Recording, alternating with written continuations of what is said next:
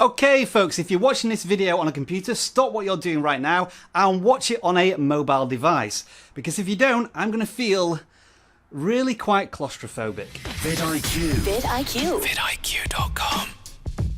Alright folks, we have two questions to kick off this video. The first is a voting poll that should be floating around at the top of your screen right now. We want to know whether you watch vidIQ on a computer or a mobile device, and we need all of you to vote on this to confirm what our YouTube analytics are telling us if we go to devices. We think that 60% of our audience watch vidIQ on a computer, 40% on other mobile devices. If you don't vote, then you're completely screwed around with our data, and we hate it when that happens. The next question is, have you heard of IGTV? Because what you're experiencing right now is IGTV on YouTube. Do you like it?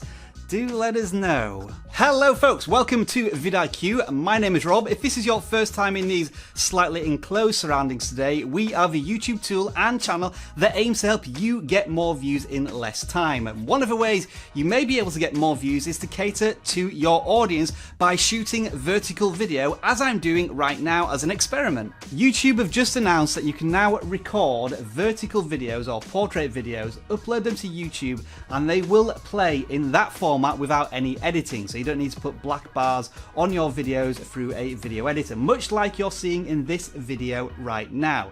It's designed to be watched in vertical mode on a mobile device, and it is rendered in 1080 by 1920 resolution. So you may still get a bit of letterboxing on different mobile devices, but hopefully you should be seeing me more or less full screen. But how does this affect your viewing experience on a computer?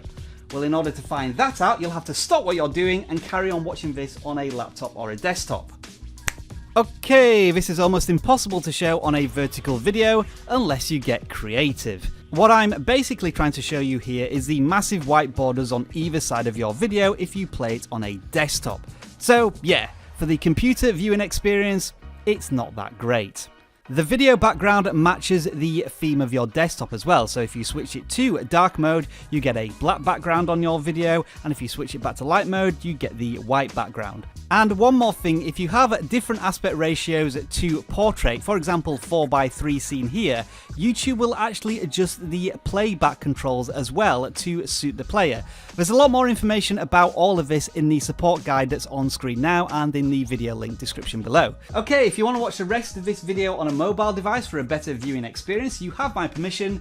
The audience retention on this video is going to be really intriguing. You may or may not have noticed that I'm finding filming and editing in this portrait mode really quite restrictive. I'm not sure how to work out the graphics for my content, and there seems to be a lot of dead space. It's fantastic that when I zoom in, you can still see the vidIQ logo, but now what's all this dead space doing here? I need to fill it with something.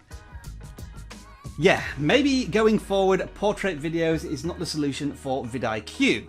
But what about you? Why have YouTube done this? And the simple answer is IGTV. For years, video creators who are dismayed, disgruntled, disenfranchised with YouTube haven't really had an alternative video platform. But when Instagram comes along with its 500 million active users and gets deep into video with their vertical video formats, YouTube has to stand up and pay attention. Now, it's still far too early to say whether or not IGTV has been a success, but it comes from a very successful mobile application, Instagram, which was made for mobile from the ground up. YouTube has been trying to adapt to this mobile platform for the last decade, and more people are watching video on mobile devices.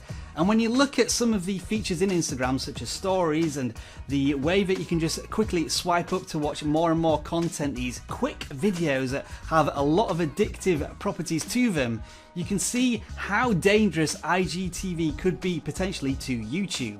The question is, what do you think? Have you experimented with IGTV? At the moment, there's a big land grab, people trying to establish themselves before it becomes a saturated video platform just like YouTube.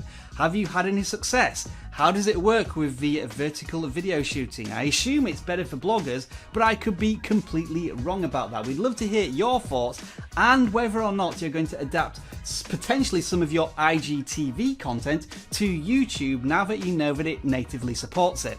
Let us know in the comments below. As for what to watch next, unfortunately because of my reduced screen real estate, I have no idea where my end screens are going to appear. They're probably blocking out my face right now, but there will be awesome pieces of content from vidIQ, and I'll see you on those videos right now. Enjoy the rest of your video making day.